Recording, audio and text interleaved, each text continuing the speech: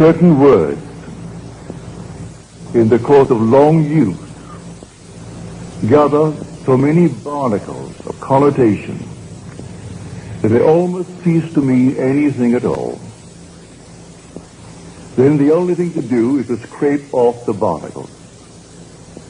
Such a word is pure, or pure in heart, for they shall see God. When you read it with the present meaning that was attached to the word, you wonder which is the more difficult. The condition imposed upon man to see God or seeing God. And that is not the meaning of the word pure. The Greek word katharos, translated pure, means clear, open, free, unlimited. It is used for a tract of land that had been cleared of trees, therefore free, unobstructed, and, well, unlimited.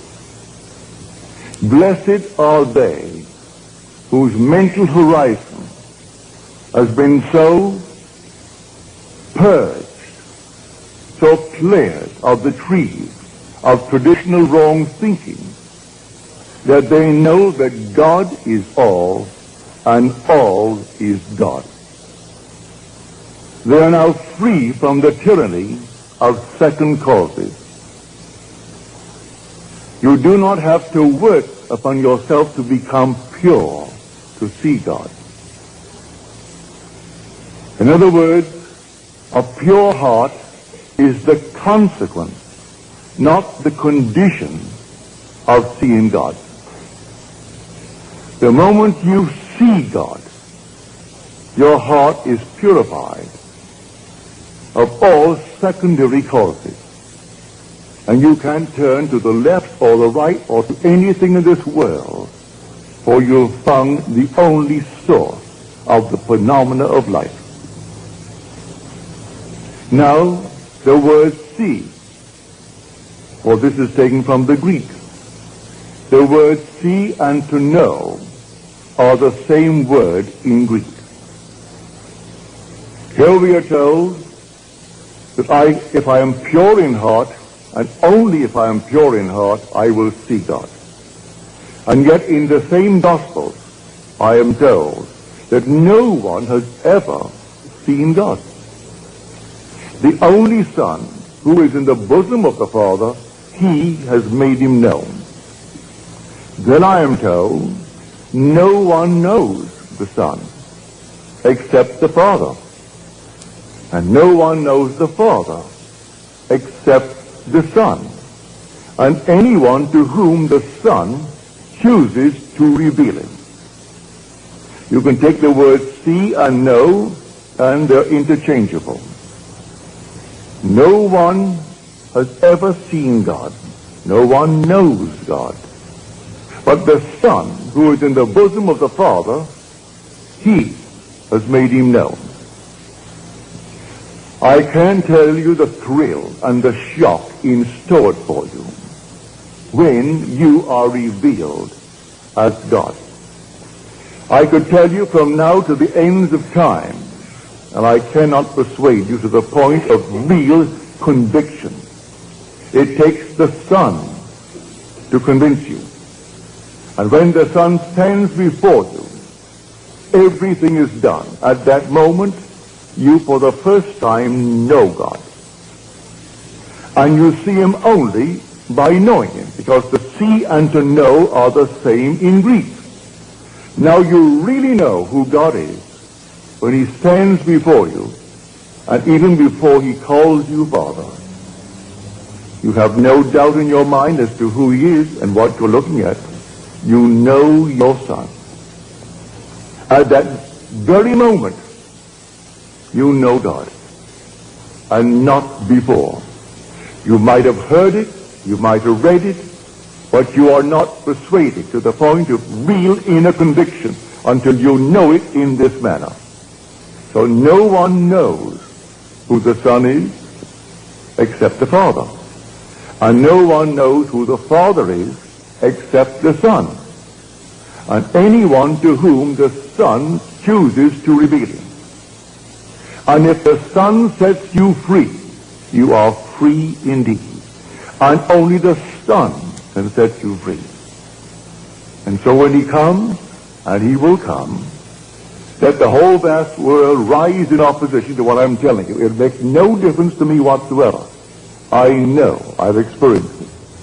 And oh, what a thrill and what a shock when you go to bed perfectly normally as a simple man and have an experience of this nature, and suddenly you are startled.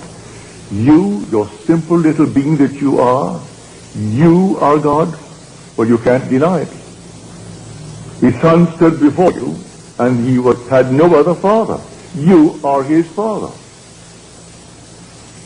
And when you have it, then you and I must be one. And when the whole vast world has it, we must be a unity. We must be that unity spoken of in Scripture as the Elohim. That compound unity, one made up of others. The whole vast world will know God. So that this seeing God, based upon the purity of heart, is not something that you set about to do. I can't conceive of any man in this world actually persuading himself by changing of this and changing of that he is pure of heart. When he's living in the world of Caesar, where everything here dies and things are always in turmoil, that he would actually judge himself emotionally or in any other way, mentally, as pure, as he calls the word pure. But you're instantly free of all obstruction as to secondary causes the minute the Son reveals you as God the Father. So I say it is consequent. It is not the condition of seeing God. And so the minute he stands before you, instantly that whole vast wonderful world of yours is cleared of all obstruction. Now you know what catharsis means. Well, we use the word as a purge in our world. We speak of a cathartic. That's the root of the word. To purge, to open, to set free, to completely leave open a channel so there's no obstruction whatsoever. Not one tree can stand in its way. And so when this track is completely cleared, and it's cleared the minute you see David, at that moment there is no other cause. And until that moment I turn to this, to that, and to the other, these secondary causes, and live in a horrible state. For that is the greatest tyranny of the world, the belief in secondary causes. So here, the word pure, let no one frighten you that you've got to set about to purify yourself as the world thinks that is pure. Because who knows the secrets of a man but the spirit of a man? So who can look at a man and say he's a pure man? How does he know he's a pure man? By his standard of purity, no man is, including himself. But by scriptural standards, the minute you see David, and David reveals you as God the Father, then all the trees, all the obstructions, everything in your world that came between you and self disappear, and you're the only cause of the phenomena of your life. And you go through life now, simply bringing into your world the things that you would like to entertain in your world.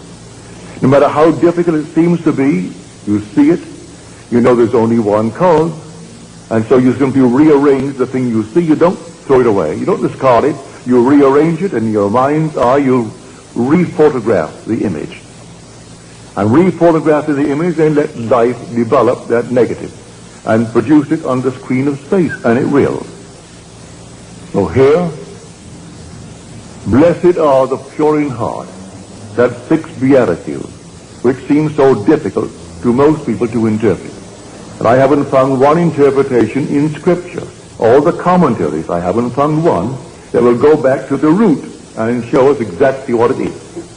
I have what is considered the grandfather of all interpretations, which is the Interpreter's Bible. They do not touch it. They will admit it's the most difficult of the Beatitudes, this sixth one. But they can't touch it unless you go back to the root, unless you have the actual experience of what it means to actually purify and take all the trees out of man's mind, purify the mind. And it can't be done until he stands before you. And you know, without any doubt, who you really are. When you know who you are, there is no secondary cause, none whatsoever. And then comes the vision. Here my wife gave me a vision 2 months ago. There was no occasion to tell it, but it would fit. He said we were in this fantastic, magnificent, enormous apartment in a palace. And we were the gateway into a new age. But the age in which we were was a police state. And we were constantly being searched, but we were not molested. We were completely free, not one little bit ever happened to us. But this palatial place with a full complement of servants. And while the vision lasted, he seemed to know these people. The servants in the kitchen, the servants in the other areas of the enormous apartment, the butlers, the private secretaries, all seemed to know us and we knew them. But our position was the gateway into freedom from the place of complete slavery, like behind the Iron Curtain. And when the searchers came, they came, and our guests, we always entertained guests for dinner. Not more than 6, therefore they made 8 of us, she and I, and the 6 who came as our guests. And I would explain to them the way of escape. I would tell them the one and only way into freedom. But strangely enough, as I was telling them about the way into freedom, they were already simultaneously at that moment, I am telling them, and they were already at their destination. See, it was the strangest experience here. You're explaining to them the way of salvation, the way of freedom. And yet at that moment, they were already, although physically present before us, they were already at their destination. And when these people came to investigate all the searches, they simply left and went to their quarters, their rooms, behind these panel doors and these tapestries. And they never touched us, but they came and they never found anyone. No one could ever touch anyone who came to us. And strangely enough, she said, as it all took place so naturally, I knew that it was all organized and actually directed from above. That we were the gateway explaining the way. But from above, everything was organized and there it was directed. So anyone who came to us for the escape were brought to us by those who directed the whole thing from above. Here is a true picture. No one comes unto me save my Father calls him. Though I and my Father are one. But that depth of my own being does not let the conscious surface mind know who he is calling and when he is calling. Rarely would he let me know that this one is coming, and that he comes in a month, he comes sometimes in a year. But they will tell when to expect him. But normally I am not advised as to when, but the one who speaks is always my own being, is from the depth of my own soul, who is telling me.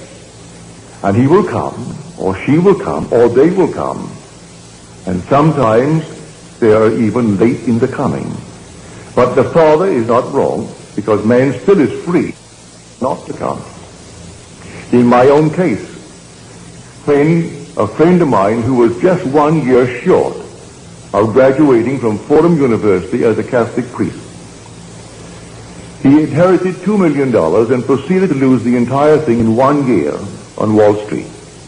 All that he saved was some beautiful paintings that his father left him, and an old Packard, the stole Packard car. He should have burned the thing up. But when he would sleep on the park bench because he had no money, he paid $10 a month rent at storage for the car to be out of the weather. But he lost his $2 million because he did that. When he told me he met a man that I would enjoy meeting. And this man, he thinks, would like to meet me. He thinks we had much in common. Well, because he told me I wouldn't go near the man, I postponed going near my friend Abdullah for 6 months. And then I ran out of excuses. I had no other excuse to give him. And this Sunday night, I said, all right, Dave, I'll go with you. And so I went with it. I came through the door and took the first chair, and the meeting had just begun. And Abdullah broke the meeting as he started to talk to those who were present. He broke the meeting and he came over to me and called me by name. And he said, Neville, you are late. You are 6 months late. And I said to him, well, I've never seen you before, and I had no appointment to see you, so how could I be 6 months late? He said, the brothers told me you were coming, and to expect you, and that's 6 months ago.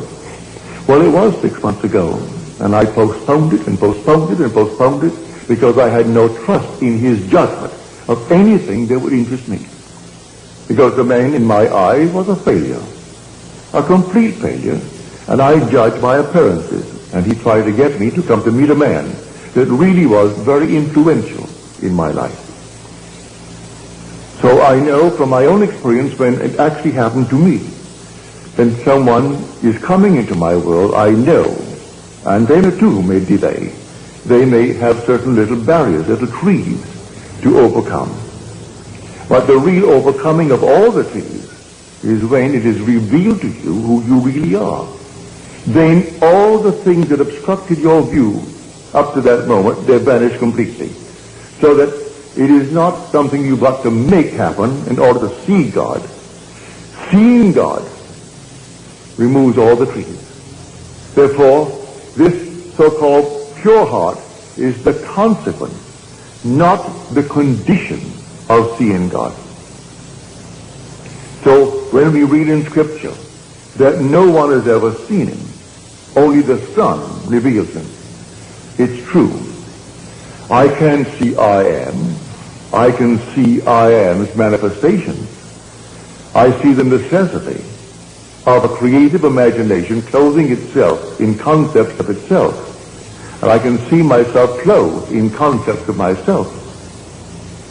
When Scripture speaks of David, this is he, rise and anoint him. And then the Spirit of God came mightily upon David from that day forward. What does it mean? He's clothed with David. But then who is David? You are David. You're doing the will of your Father. He'll put you through all the furnaces of affliction because he cannot give his glory to another. How can I give my glory to another?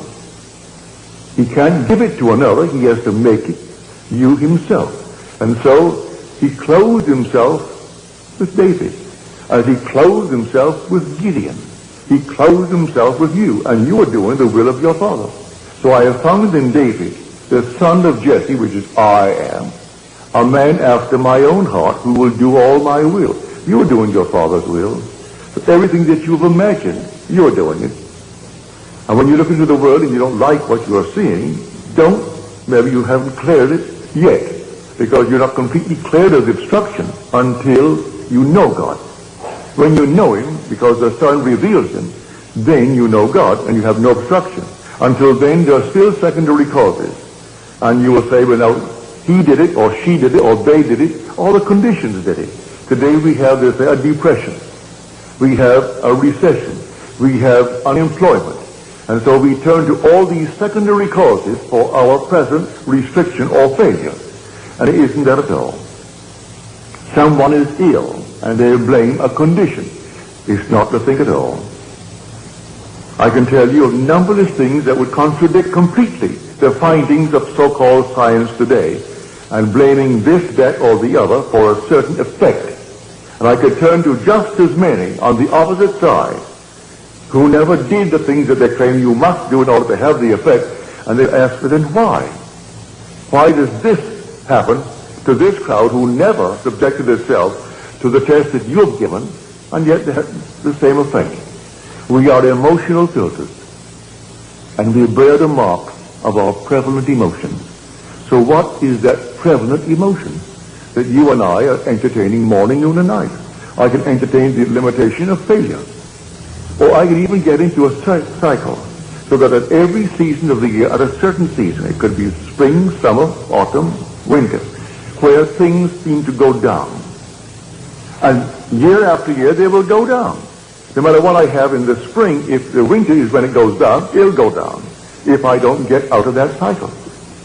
And I believe that simply in some tree that is not yet removed, on the other hand, let me encourage you, you can't remove it by taking thought. You can't remove it by working on yourself.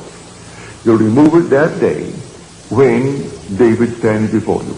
And may I tell you, he will stand before you. Every one he will stand before.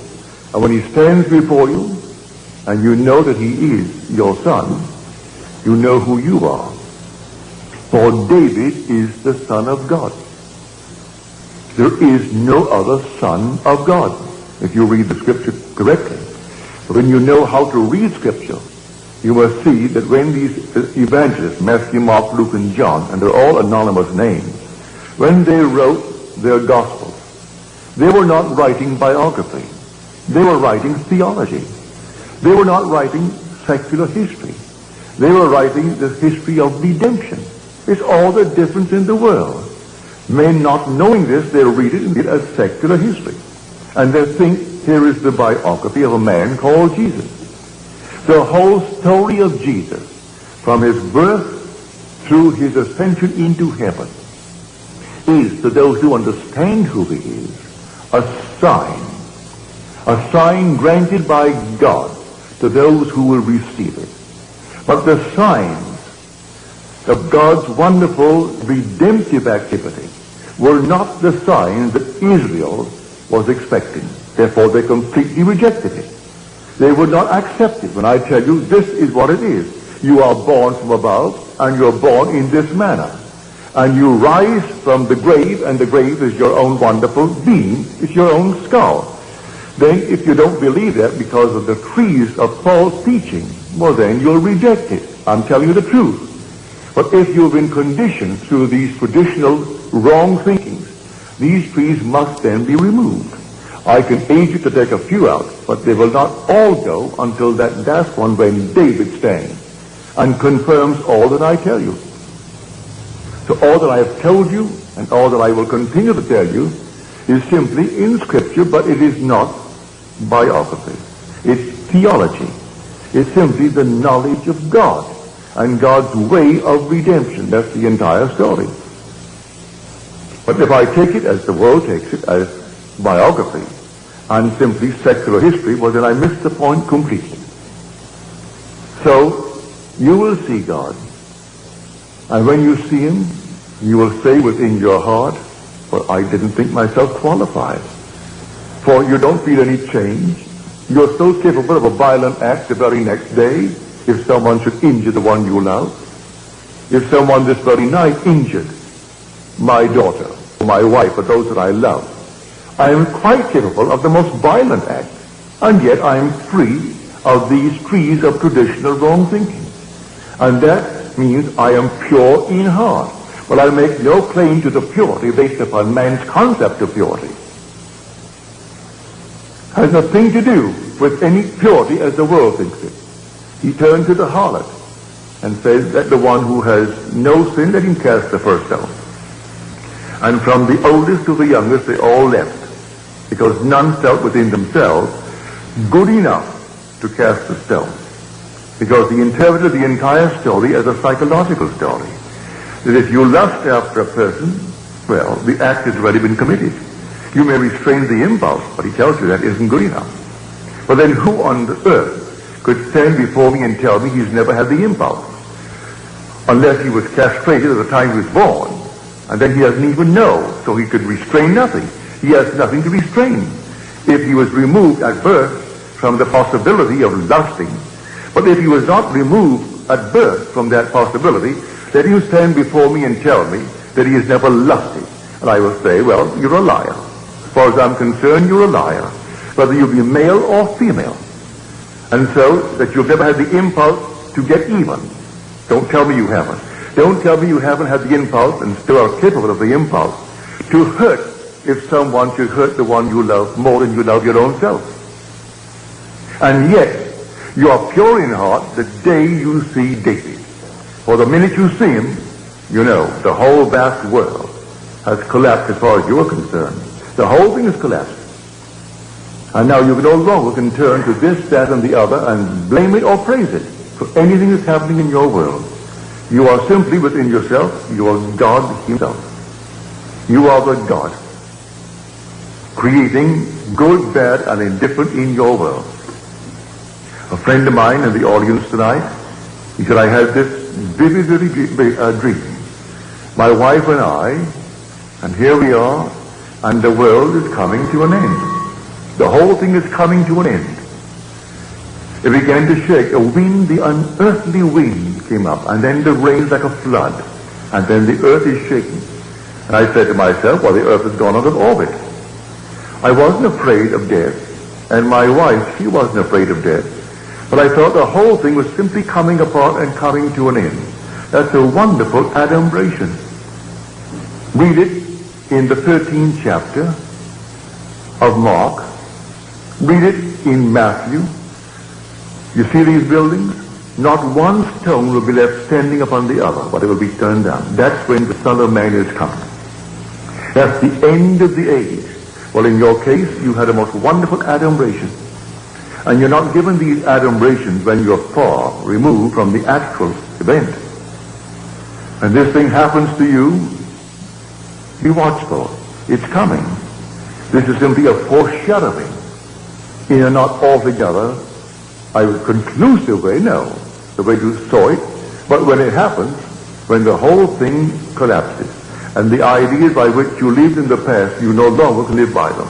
You just can't live by them. Nothing external, the whole thing is internal. The whole drama of life is a psychological drama. And now you know it. So you're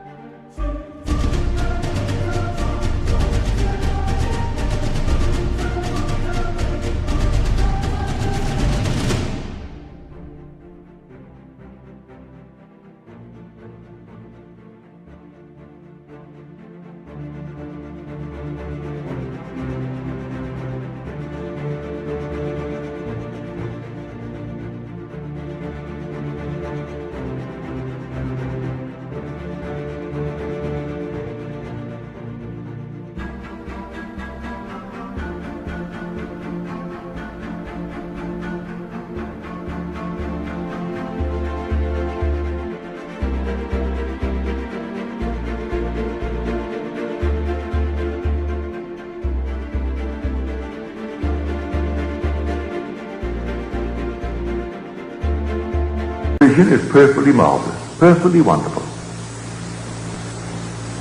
Others are finding themselves interwoven in their lives, 2 and 3 and 4 together, all interwoven as though this thing has been going on over and over again. It has been going on. Before the world was, we were one, and yet individualized. We were brothers, greatly in love, a love beyond the wildest dream of man.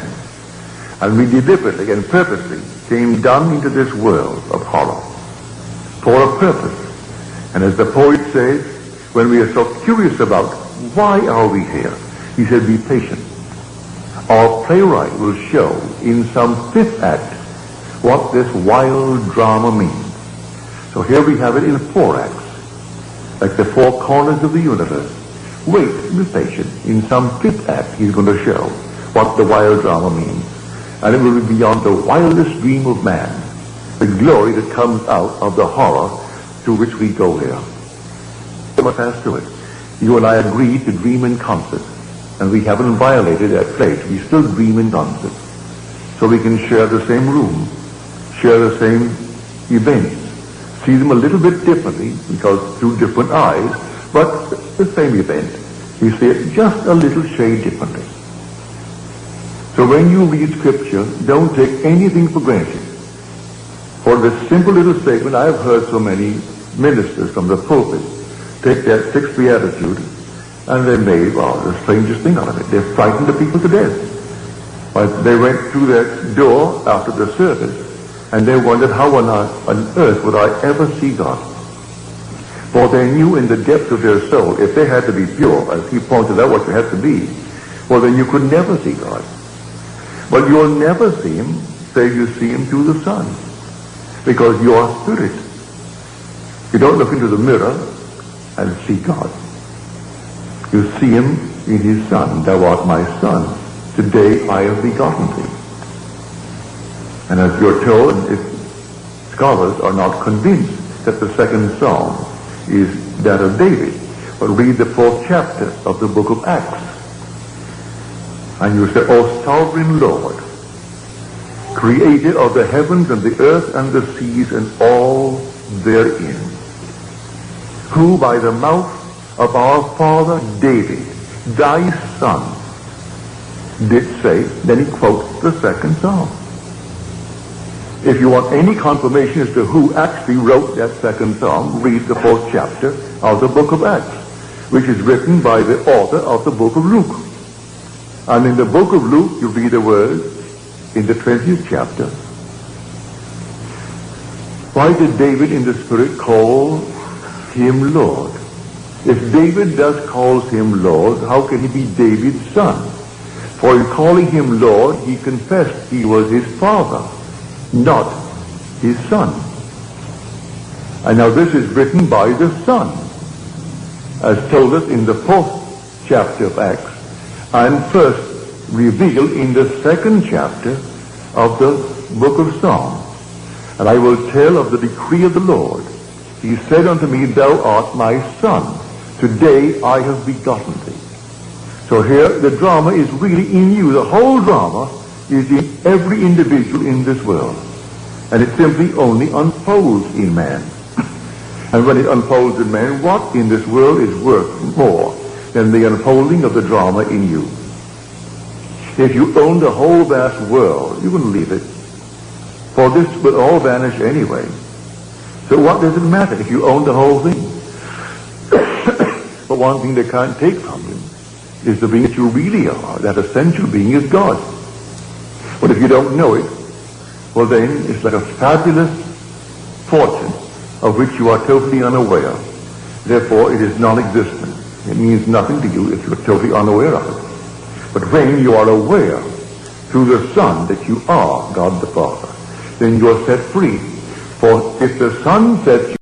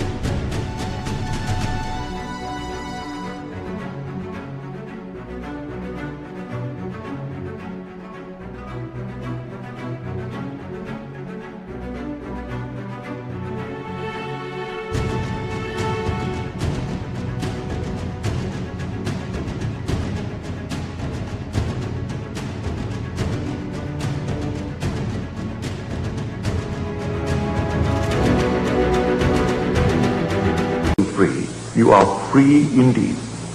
Now he said, I will be with you a little longer, and then I go to him who sent me. Yet he who sent me has never left me. He and I are one. Oh, do show us, oh Lord, show us the Father. I have been so long with you, and yet you do not know me, Philip.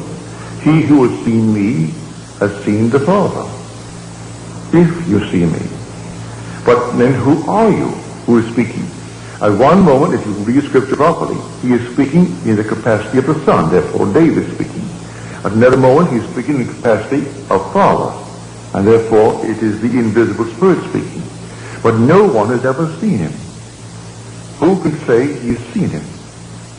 Until you see him in spirit. You can't see him here. All these are masks. What on earth could ever look like him? No. You will know exactly who you are when you see David. Because the Father and the Son are one. And you will actually see in David what you, matured, must be. And then I know it's the same face into whose body I was incorporated, for he is the image, matured image of David. And so when he embraced me, and we became one body, one spirit, and then I was sent into the world. From that moment on, though I still looked like Neville, the Neville that was before, and still look like that same Neville now, it is that being into whose body I was incorporated, and with whose spirit I became one, that David recognized and called me Father. For he who is united to the Lord becomes one spirit with him. And so there's only one being resurrecting. So the resurrection is not over, it is taking place. And so he said to Timothy, there are those who preach the resurrection is past. They are misleading people and turning them from the faith. As he came into his letter to Timothy, because he said, the time for my departure has come. I have finished the good work. Well, now he must tell Timothy not to fall into that trap and teach that the resurrection is over. It has begun, but it is taking place in everyone and must take place in everyone. So the Christ of whom he spoke is that universal Christ that is buried in everyone. And in everyone, but individually, he must rise. And the same pattern foretold in Scripture by which he rose must take place in man. He came out of one place where he was buried, and there's only one place, and it is named skull. Luke does not minimize the word, neither does John. Even though he will give you the word Golgotha, he'll translate the word Golgotha. Golgotha means skull in Hebrew. But in some translations, they don't even give you the Hebrew word. They say, and he was crucified and buried on Golgotha. So there's only one place you're ever going to rise, and you aren't going to rise in Forest Lawn. You're going to rise out of your own wonderful skull while you're walking the earth. That's where you're going to rise. Save your money if you're planning any little plot to bury the little body, for you aren't going to rise there. In fact, you will never be taken there. Let them destroy this body, let them turn it into ash. It means nothing. You will still be in that immortal skull where you were buried in the beginning. And from that skull, you're going to rise. And all the imagery of Scripture will surround you when you rise. And then will come this wonderful unfolding pattern, for there's only one pattern, that must repeat itself through the indwelling in man of Jesus Christ. Were he not in us, then he could not repeat the drama.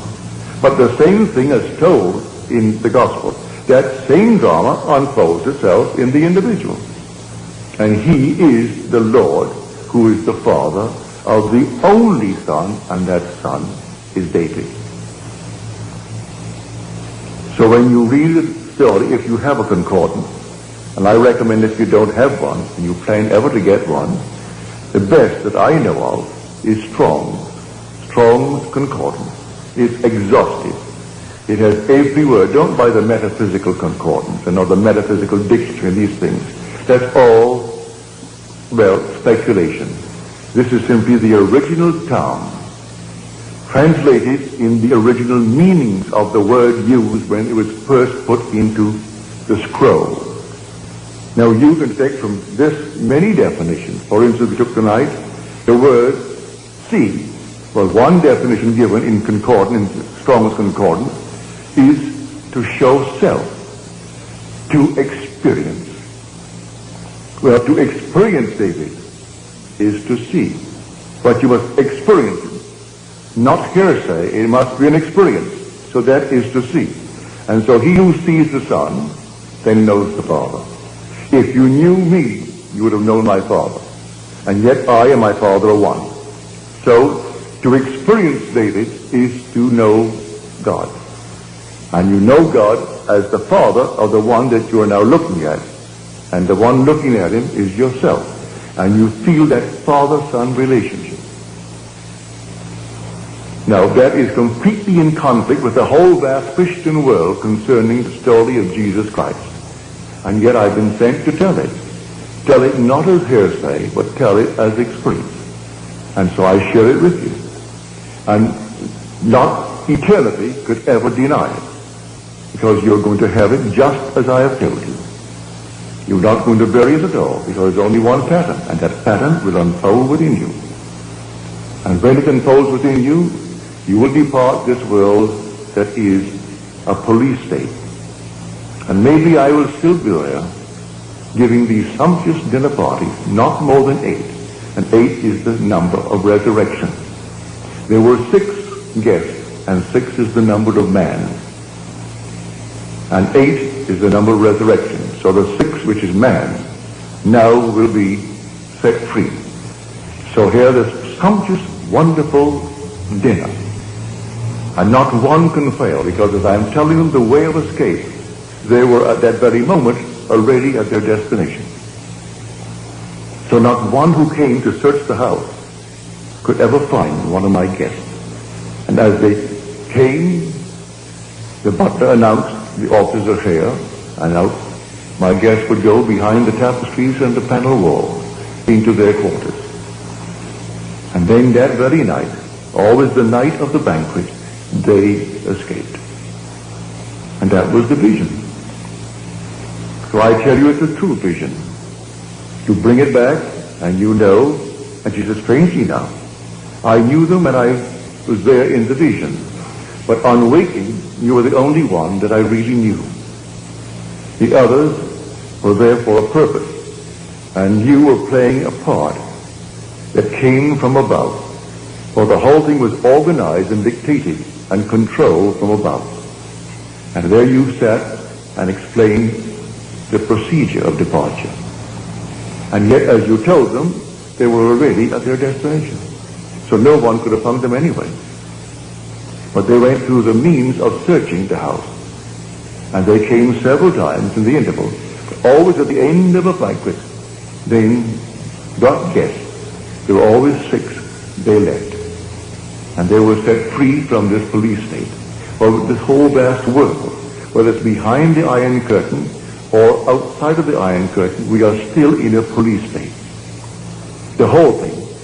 And it's an escape from this world, this age, into that age, where I played the part of the gateway, explaining how it's done. Well, I'm explaining it now to you, how it's done.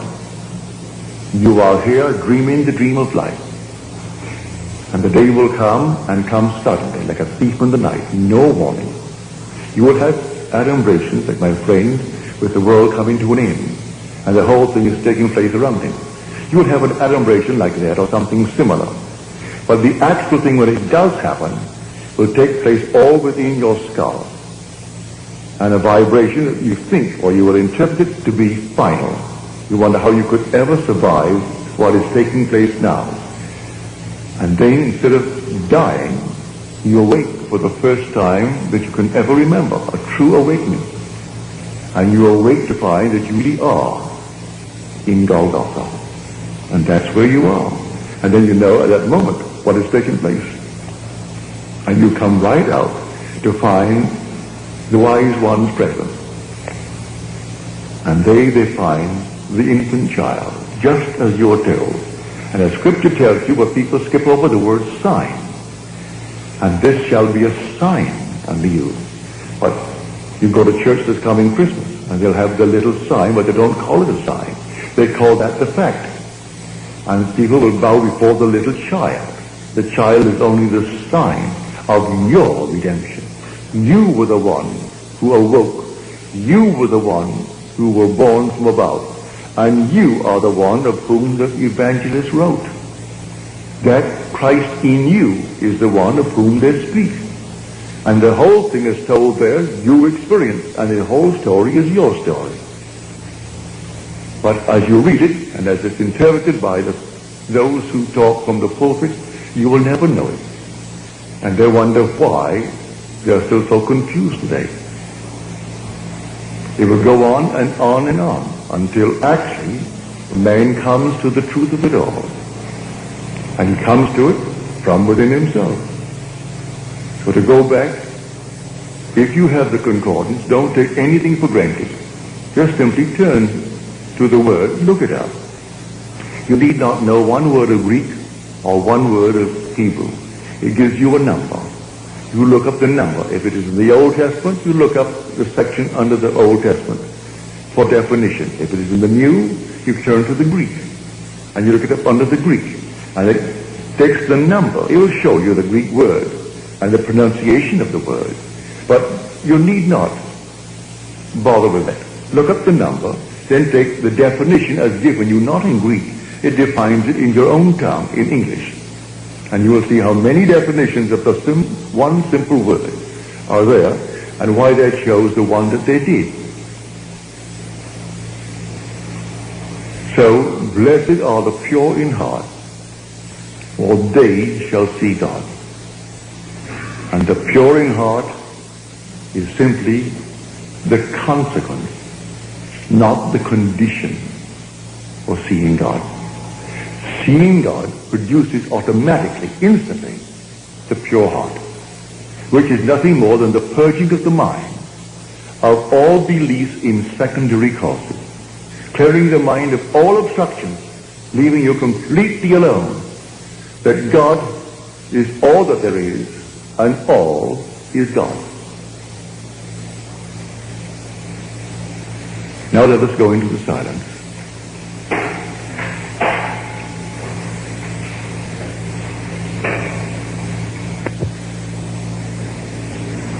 Another friend who was here tonight, she said she heard a voice, didn't see anyone, saw nothing, just the voice. The voice said to her, "You will be called and sent, and you will not return. You will be sent into," well, that's scripture. You will be sent while you are here. You have a long time here. But you will not return, not only here, but return to this age, whether it's beyond the so-called grave or not. You will not return to this world, terrestrial world. But you'll be saints in pairs, well, you're told that in Scripture. And they came back, the 70, but they're all sent out in twos.